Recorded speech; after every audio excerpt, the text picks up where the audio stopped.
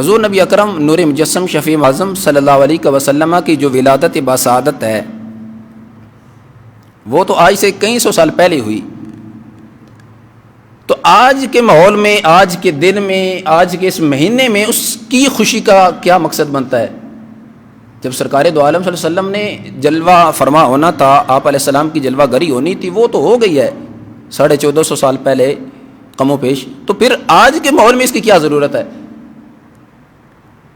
نہیں، آج کے ماحول میں اس کی اشد ضرورت ہے.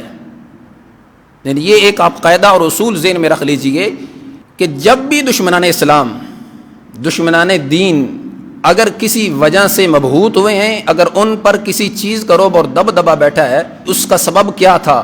سبب ایک ہی تھا کہ ان مسلمانوں کی سینوں میں اپنے محبوب علیہ السلام کی تعظیم بڑی تھی، وہ ادب بڑا کرتے تھے.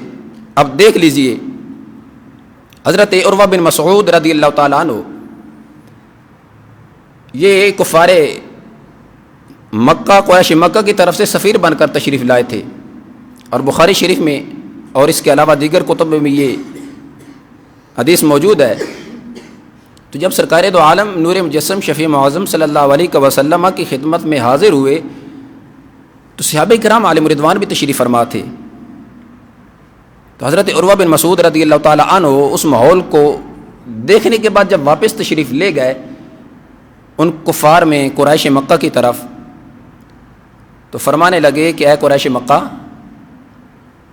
میں بڑے بڑے بادشاہوں کے درباروں میں گیا ہوں، کیس و کسریٰ کے پاس گیا ہوں، نجاشی کے پاس گیا ہوں، لیکن کسی بھی اس کیس و کسریٰ کے سپاہی نے اتنی تعظیم اور اس انداز میں تعظیم نہیں کی جیسے صحابہ کرام علیہم رضوان سرکار دو عالم صلی اللہ علیہ وسلم کی کرتے ہیں.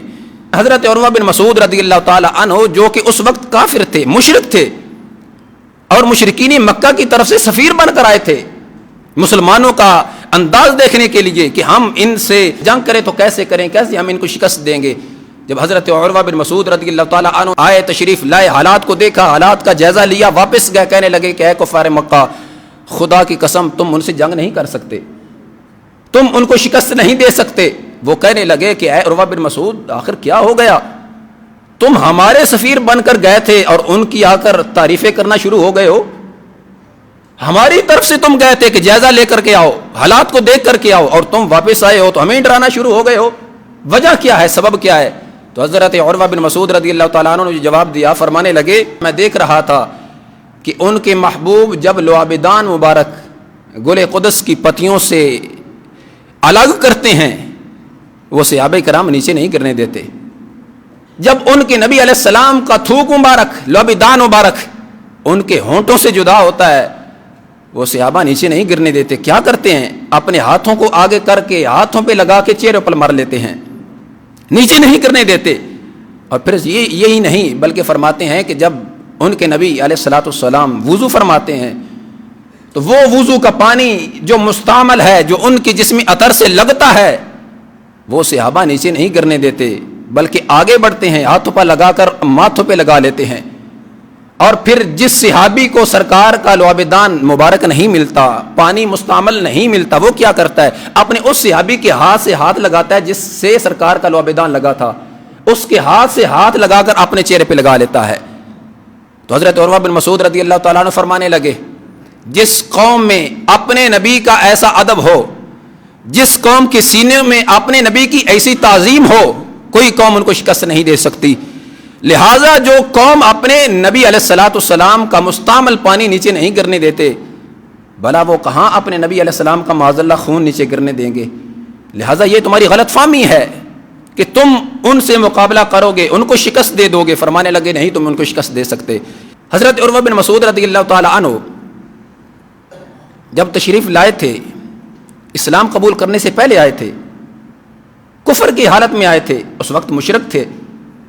اب جو صحابہ کرام علیہم رضوان کا عمل دیکھا کہ صحابہ کرام علیہم رضوان سرکار دو عالم نور مجسم شفیع اعظم صلی اللہ علیہ وسلم کا لعابدان ہاتھوں پہ لگا کے چہروں پر لگا رہے ہیں، اب اس عمل کو دیکھا جائے تو یہ تو نہ قرآن میں ملتا ہے نہ حدیث میں ملتا ہے کہ اللہ تبارک و تعالی جل جلالہ نے فرمایا ہو کہ اے میرے محبوب علیہ السلام کے صحابہ میرے نبی علیہ السلام کا لعابدان مبارک نیچے نہیں کرنے دینا. کوئی آیت ہو نہیں ہے.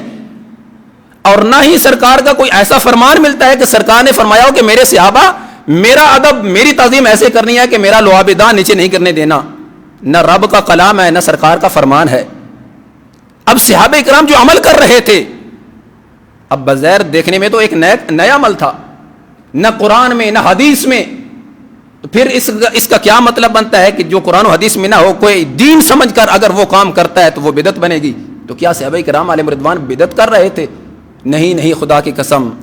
وہ صحابہ کرام علیہ رضوان کا عمل حضرت عروہ بن مسعود رضی اللہ تعالی عنہ کے لیے کیسا مشعل راہ بنا کہ حضرت عروہ بن مسعود جب تشریف لائے تھے تو حالت کفر میں آئے، مشرک بن کر آئے تھے.